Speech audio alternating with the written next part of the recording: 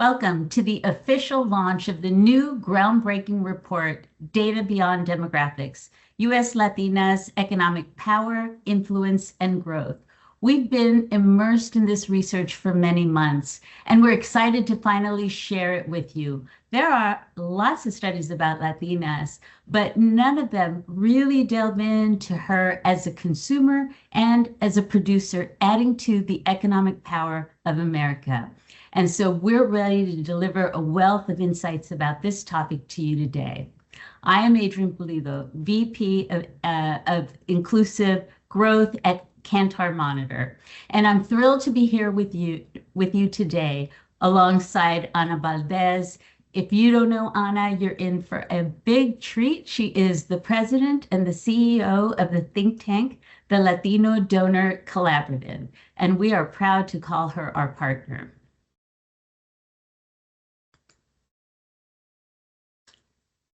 We will also be joined by several client partners and leaders who help make this work possible. These leaders will join us in the latter half of the webinar for an open conversation and discussion about the findings. So please stay with us because that's going to be a very robust and rich part of the discussion. We'll be joined by Jennifer Chavez Rubio, Hispanics in Philanthropy Interim President and CEO, Juliana Gomez, Televisa Univision, SVP of Client Strategy, Shalise Nichols, Victoria's Secret AVP of Customer and Market Insights, and Eneida Roman. We are ALX, Amplify Latin Excellence, President and CEO. Over the next 45 minutes, we'll share findings from our national study that covers 1,000 Gen Z and Millennial Latinas and 1,000 of their non-Latina peers.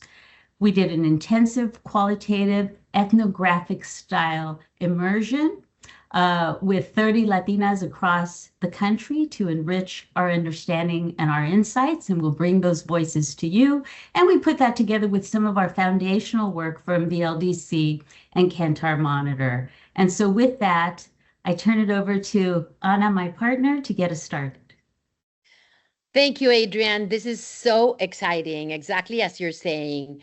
So first of all, Ana Valdez, and we at the LDC, we're a think tank, and we focused fully on creating data that shows the economic impact of Latinos. And why do we do this? Because we want to detect growth opportunities for every American. And this report, out of the 74 reports that we've done in the last 15 years, is one of the most exciting ones, because as Adrienne will say, this has never been done by anybody. We talk here about who Latinas are, about how they consume, how they grow, how to engage them, and how to ride that wave of growth. But before giving you all these results from this report, which are really spectacular, I wanted to give you a briefing on some of those myths about Latinos and Latinas that sometimes don't help to understand who they are. And this is important for me because myths, decisions based on myths are not great. You know, you kind of are betting on the wrong horse. You kind of are creating strategies that are not really the strategies that are going to optimize your ROI. So let me start by saying Latinas are not a niche. Latinas are 1 out of every 4 young American women in this country. They are 34 million of them. And they are not, you know, your traditional stereotype. And I'm not going to go into stereotypes, but they are actually, for example, if you've heard that last year was a hard year for Latinas, yes, it was. But half the year into 2025, Latinas came out and said, we're going to continue working, we're going to continue growing. And as an example, let me tell you that Latinas and Latinos last year bought 440,000 homes, which were the growth of the United States. Without Latinos and Latinas buying houses, the house market would have gone down. Not only are they growing, but also Latinas are not predominantly immigrants. Some of us are, but Latinos, 80% of all Latinos in this country are citizens. And especially with young people, 94% of people under 18 that happen to be Latinos are US born. Because of that, you see this growth, right? You see this growth in their economic power. Most of them are going to college. Their parents, even when they were immigrants, they made sure that they actually learned what upward mobility was. And so they are going. They are producing $4.4 trillion. If Latinos in the United States were an economy by themselves, they would be the fourth largest economy. Only the United States overall, China, and Germany would be bigger than the US Latino cohort in the United States. With this, of course, comes consumption, it comes education, and more importantly, I think before we get into the data that we will share with you, let me close this myth versus reality section with Latinas are seeing themselves as leaders. They see themselves as senior leaders. And this is a difference, a statistical difference with non-Latinas. 71% of Latinas are aiming to become a senior leader in their field, whatever their field is, compared to 63% of women overall. Why are these differences important? Because if you want to target this huge segment, you need to know who they are. If you put them into a general market or if you put them into a general diverse market, you're missing the point. They are there. They want to be acknowledged. And I hope these numbers really help you to understand the following numbers that Adrienne will start following right now. Yeah, thank you, Anna, for that backdrop. And this is a great slide to come right after that, which is that Latinas are influence multipliers. We know that 86% have joint or primary responsibility for financial decisions in their households.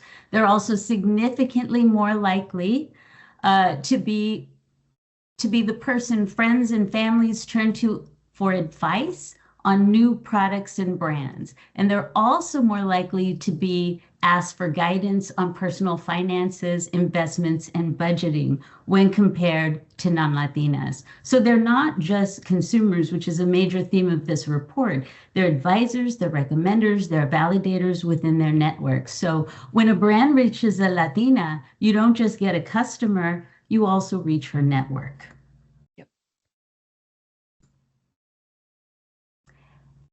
And the next major point is that Latinas are trading up. One of the biggest misconceptions, as Anna just mentioned, is that Latinas are primarily value shoppers. Now, don't get us wrong. We are all value shoppers in this environment. But as Latinas move up in education and earning power and entrepreneurship, as Anna has been describing, they're also moving up the economic ladder. Now, what does that mean? It changes how people spend. You start investing in products that are reflective of the life you're building. And Latinas are significantly more likely than non-Latinas to be trading up to more expensive and higher quality products compared to non-Latinas. Anna. Yes, thank you, Adrienne. This is the slide that surprises me the most because I just talked about the market in general. Adrienne is starting to talk about Latinas specifically. And Latinas are just not, they are not, they are extremely ambitious, let's put it that way. They are financially savvy, they advise others, they move up economically, but 80% still feel ignored and neglected by brands, by policymakers, by content creators. They still feel that they're not being seen. And this is money for brands and for anybody that is a resource allocator in this country, right? 20 statistical points more than other non-Latinas feel this way. For me, and as I said at the beginning, we're in the business of detecting opportunities. For me, this is one of the biggest opportunities because if brands do, and some of them are doing, not all of them, but the leading brands are. If brands detect this opportunity, they go after them. They know how to engage them. They know how to authentically create a market and a product for them, or a solution or a service, right? They are researching, they're buying, they're influencing others. And that's the big opportunity. Imagine the advantage for the few brands that do make it, that start understanding it through these reports and through other things. That is waiting there, unfortunately, as money being left on the table so far, but as an opportunity to grow immediately. Now, Ana, we've spoken a lot about this one. The line that many of us heard growing up, we Latinas, calladita te ves más bonita, which means you are prettier when you are quieter. My mother used to tell me not to raise my hand in the class because the boys might not like me. So our generation traded silence for fitting in. I will tell you, my daughter is nothing like that. And our Gen Z and Millennial Latinas in this report aren't like that either. So in this case, one of our Latinas said, we should not shrink ourselves to make others comfortable. We are here to live authentically and bring our best self forward. And if that makes others uncomfortable, they're going to need to get used to it because they are not going to change. And this Latina was not alone, because we had 70% of the Latinas in our study saying it's important to take up space and command respect in professional settings, and another 64% to say even more than that, that they're motivated to become a leader, to take action, and to make changes. That's an overwhelming majority and a sign of significant change compared to prior generations. 58% of Latinas say their cultural identity is a competitive advantage. Again, big gap. We have 13 percentage points higher than non-Latinas who don't have that cultural identity factor that is influencing the way that they think and the way that they make decisions. 65% say their cultural background also influences how they authentically express themselves. Again, 18 percentage points higher than non-Latinas.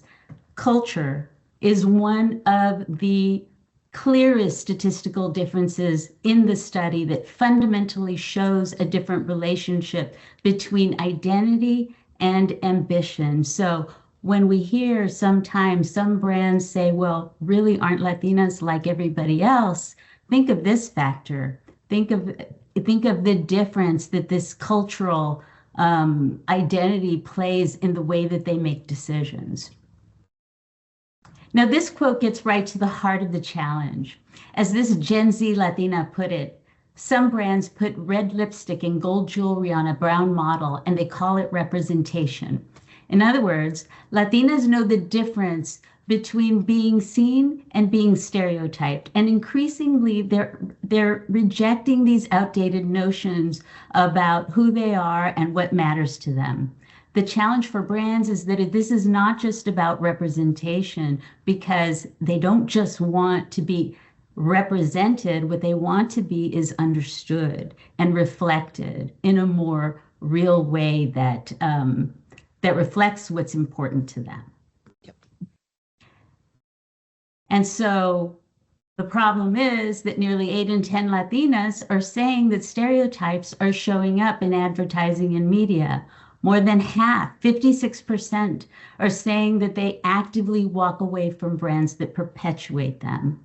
The brands that win won't just be the ones that represent, but the ones that really get it and can really portray Latinas as they want to be portrayed. And that was one of the big questions going into this study is, okay, so if we're to get away from stereotypes, then what do they want? What is that portrayal that they're looking for? And we thought this was pretty revealing.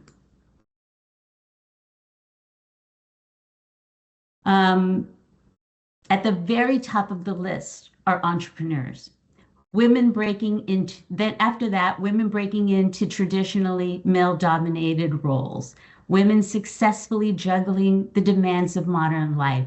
And then CEOs, and I should say business leaders. So what stands out is that these aren't passive roles. They're leadership roles. They're achievement roles.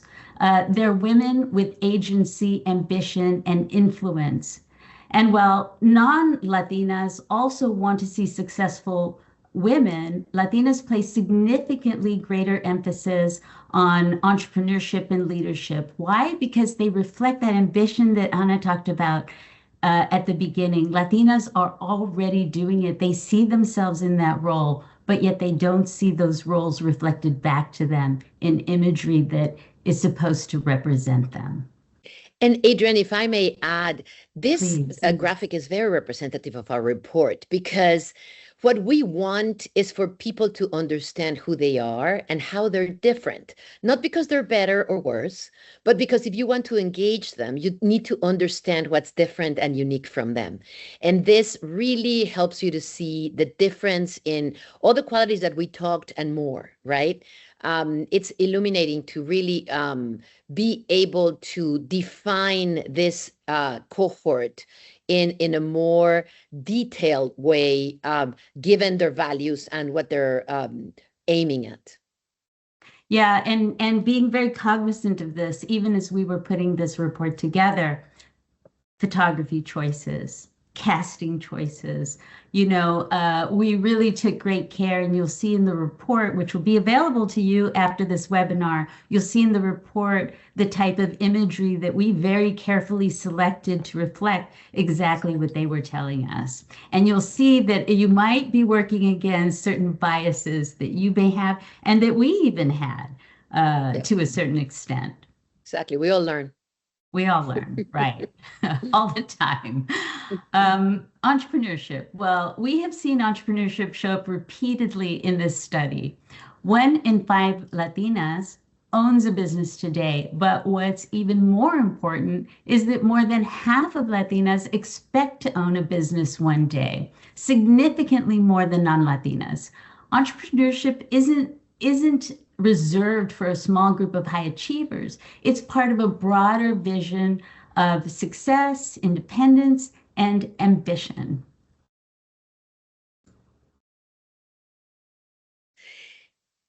Ana? I love this one because I don't know if you remember, Adrienne, but we all smiled when we saw this result, because at a time when there is so much conversation about whether the next generation will be worse off than their parents, 7 in 10 Latinas are driven to believe their children will be better off than they are.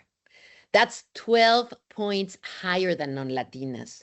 This talks about not only the ambition, but also talks about the optimism, right?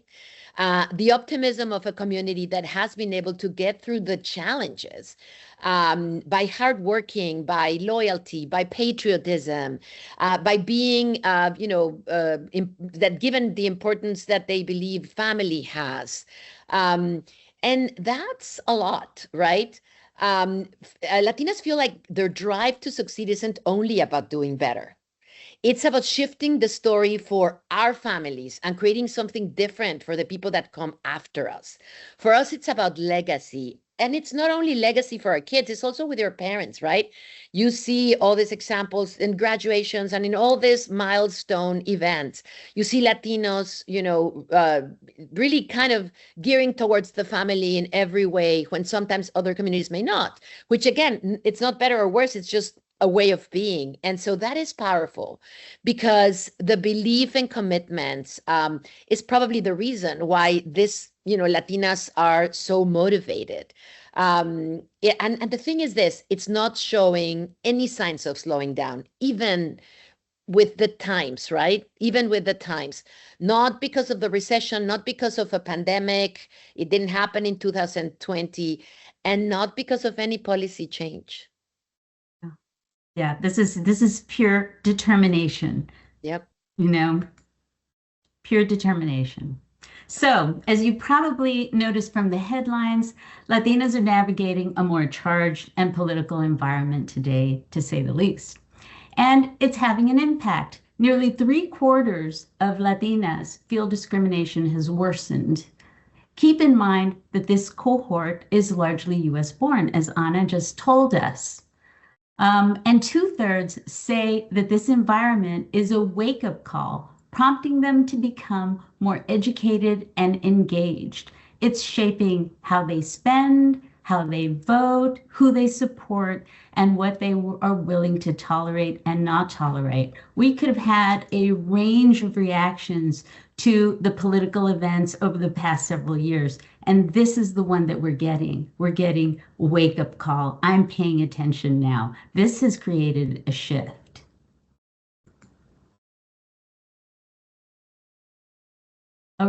One of the themes that surfaced repeatedly in this study is that Latina ambition is rarely just about the individual. It's about family and it's about community, and it's about creating opportunities that extend beyond oneself.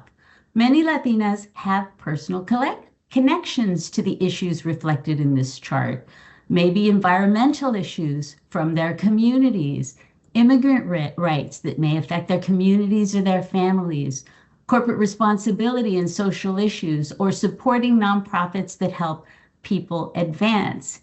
Now, that's why we describe this as community uplift. And community uplift is measured by what their success makes possible for others.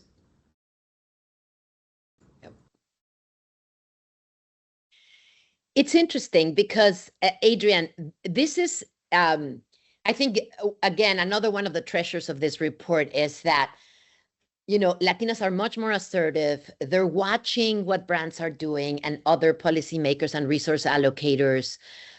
They have the capacity to do it, right? They're doing their research. And I think the result is also an opportunity, because the result is that they're not waiting for permission. They're actually defining trust for themselves in the decision-making that they're doing. They're choosing institutions that deserve their trust, and they're deciding where they invest their time, their attention, their money. You know, they have agency and they feel they do have it, and they're acting on it. This agency is the thread that connects all these key learnings that we see here: their entrepreneurship power, their leadership aim, their accountability with themselves and with their families and their communities. All of this is agency. And this is the opportunity that we're saying, right? Because Latinas need to be understood. And once you understand them, they're open to connect with you. Yeah. And so we've only just scratched the surface today. The full report goes much deeper. You can download it on a link that we're going to provide to you shortly.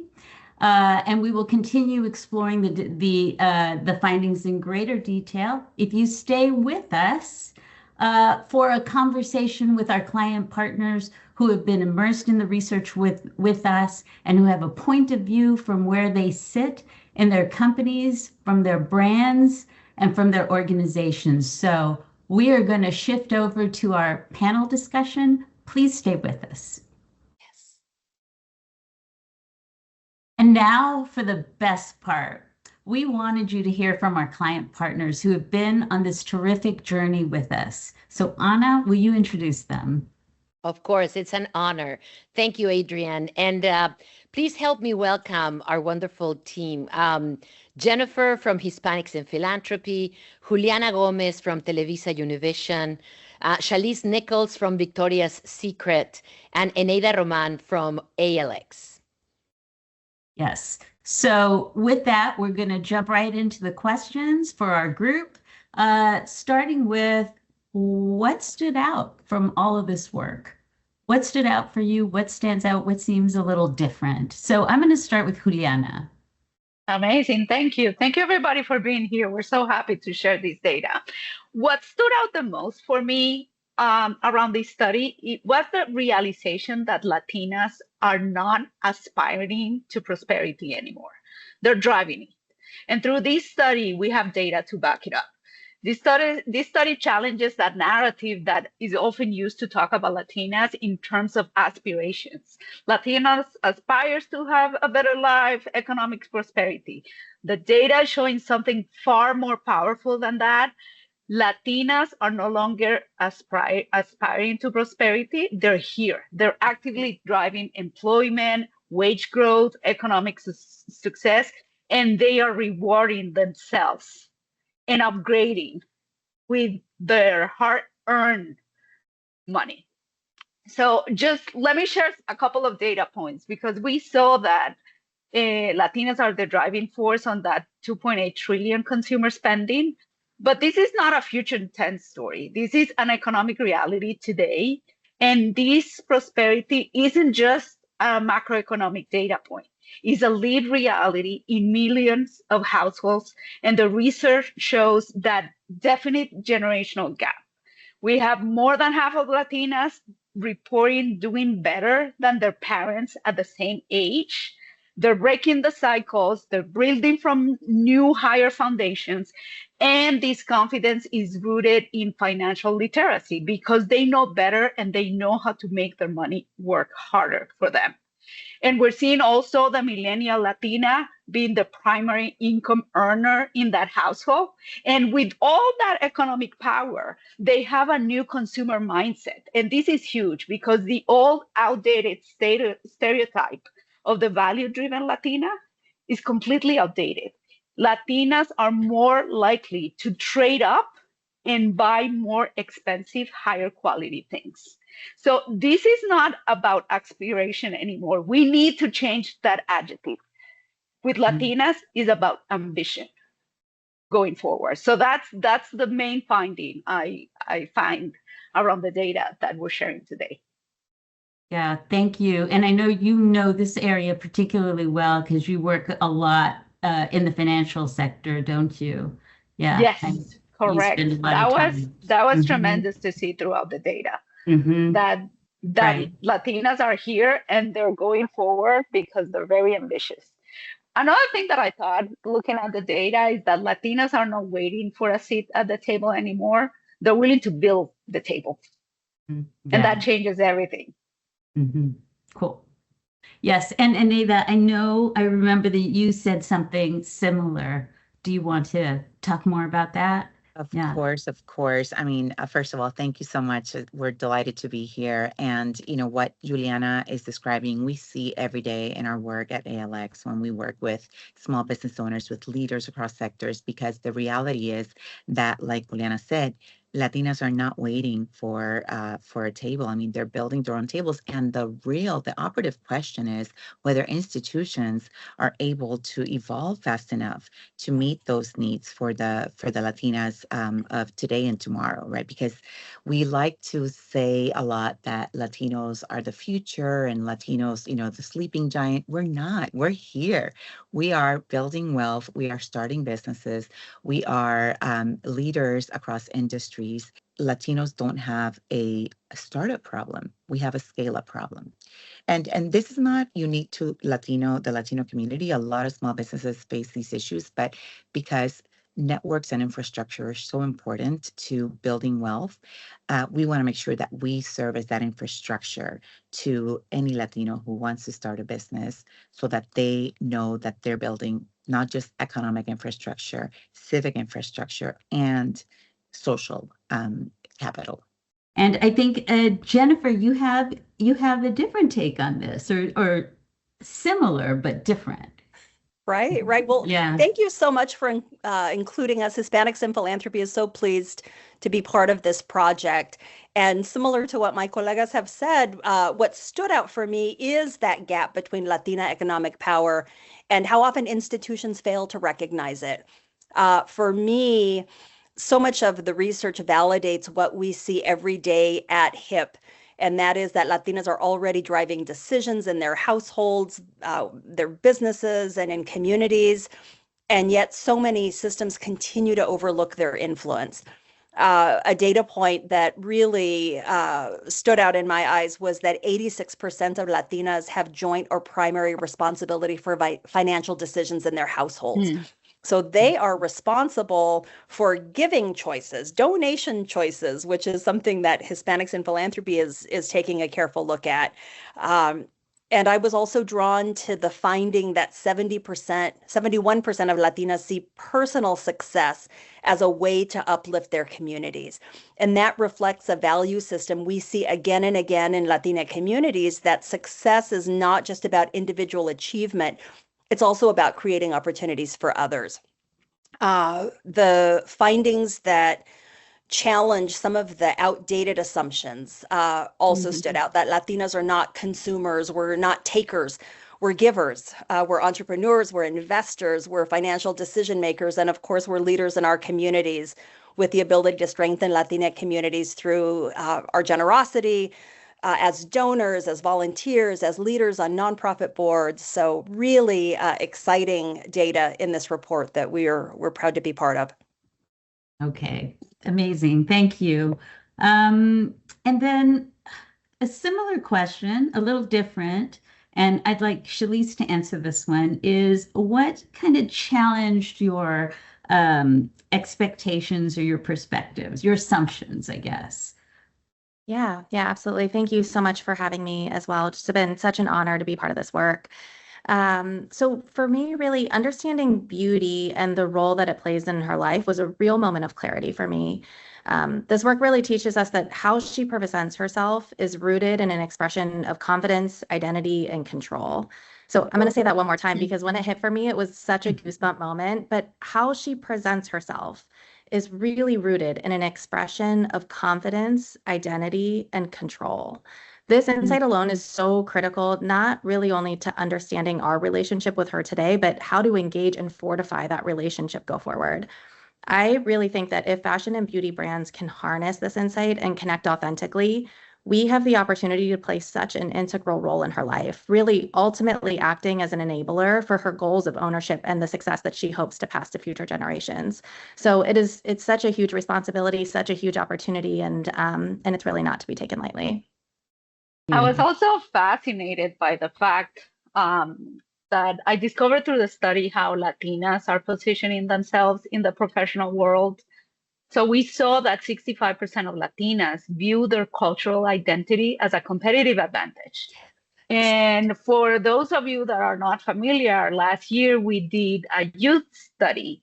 And on that study, we started seeing how younger Hispanics were embracing their culture as a superpower.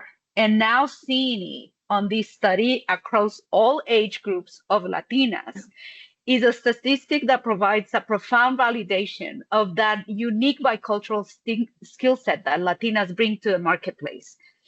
It recasts that Latina as a strategic and ambitious leader that is evolving past those earlier perspectives that were solely focused on hard work. And I think Anita mentioned this. Yes, there is hard work behind the Latina, but the business implications are clear because you have a professional that is now navigating a multicultural context and they find that ability as a valuable skill. And that is because the Latina discover that they are highly adaptable, they're resourceful, they operate as superior problem solvers who consistently think outside the box. And they have this skill set because they are bicultural. So to me, that was a big revelation around the study too. Something else I love to say is invest where the growth is. The growth is in the Latino community. We need to invest. That's what Wall Street does. We should do the same. Brands should do the same, because organizations and brands that really understand and engage, because obviously they have internal people who get it and who speak to the cultural nuances that we all understand, they will gain access to one of the most dynamic and entrepreneurial, talented, I don't know, fill in the blank, positive adjective, right? Of this nation.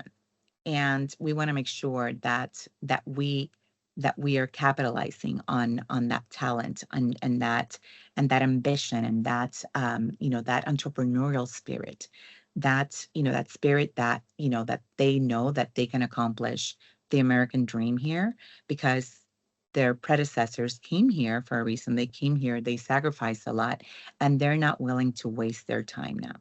So that was really special to see. And, you know, in all three aspects, in the economic, in the civic, and in the social. Great. Thank you for that, for all of you. Is there anything else that stood out for you, or any advice that you may have for brands watching? Because I think we have a lot of people watching today who are trying to figure out, how do you connect? How can you be more authentic? How can you really make a difference and help Latinas to not feel neglected and like an afterthought? So if there's just one thing you would say, what would you say to that? We often talk about the barriers that Latinas are facing, and of course those challenges are real, but the research highlights something important, and that's really about how Latinas are responding. And that's with resilience, with innovation, and a really clear vision for their future. What stood out for me was how much authenticity matters to Latinas. They're paying attention to what brands are doing. They're paying attention to whether institutions are showing up consistently and respectfully, and they're making decisions based on that. They'll be consumers of those businesses that are choosing to support our communities and choosing to invest in and promote Latinas.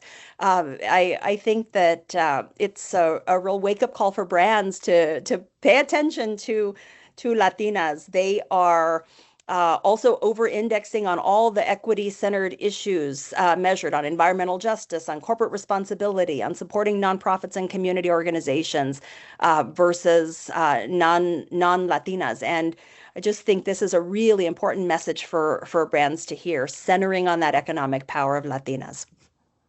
Great. And Shalise. Yeah, absolutely. I'll just add, and we've hit on it a couple different times, but I was just so struck by how strongly Latinas are embracing their identity, despite the challenging environment that we're all experiencing right now. And I think Juliana said it earlier, but many Latinas really increasingly view their culture as a competitive advantage. And so rather than pulling out in this moment when it's difficult, they're leaning in and they're showing up, they're participating, they're asserting their agency. So the way that I think about it is, you know, the study showed it, but if Latinas represent 1 in every 5 women and 3 in every 4 of them are regularly consulted by friends and family for their opinions on products and brands, this really isn't just a cohort that would be nice to connect with. It's a network that we cannot afford to miss. And I do believe that if they are treated as such, then it is a true competitive advantage. So it was just so incredible to see this data come together, and clearly we've hit on it a couple times, so it stuck out to all of us, and it's just so incredibly important in how we all move forward. All right, Anna, Amazing. do you want to have our closing thoughts for the session? Well, yes. Juliana, did you want to say something? Yes. I just wanted to add that it's important to understand the consumer, to really reflect them authentically. Stereotyping is not authenticity. So that's an important notion here. And Shalise mentioned it, that Latina that wants to be in control is not the stereotype that we have in our minds about the Latina. And that's how we need to portray Latinas in media, in advertising, and how brands need to connect with them. Yeah. I would love to close with that, because I have to say, when we talk about stereotypes or preconceived ideas, or Adrienne, you and I talked about myth and reality, it comes from media. So I think it starts with media, and I think we all will benefit the day media represents Latinas the way they are, rather than in old ways of how Latinas are being perceived. And this report should help media to not only do things more accurate, but also make more money, because Latinas will find a way to other platforms, other channels, other ways of entertainment. And they're doing it already. They are the ones that are driving the growth of YouTube and TikTok and gaming and all these things. And for advertisers like Shalise and other, of our friends, it's important to reach them. And if you're not reaching them through traditional media, you need to reach them through wherever they are. And that's a money being left on the table / opportunity of growth that is one of the many pearls hidden in these reports. It's been a pleasure. It really, we learn from all of you, each one of you, every time we talk about this subject, and I can't wait to see our next one because we'll keep producing information for everybody. Yes, we will. So thank you to our partners, to the LDC. Thank you for joining us. And there is a link on the platform where you can download this incredible report. If you're a Kantar Monitor subscriber, you can get it on the gateway along with the webinar deck. And so with that, we say goodbye.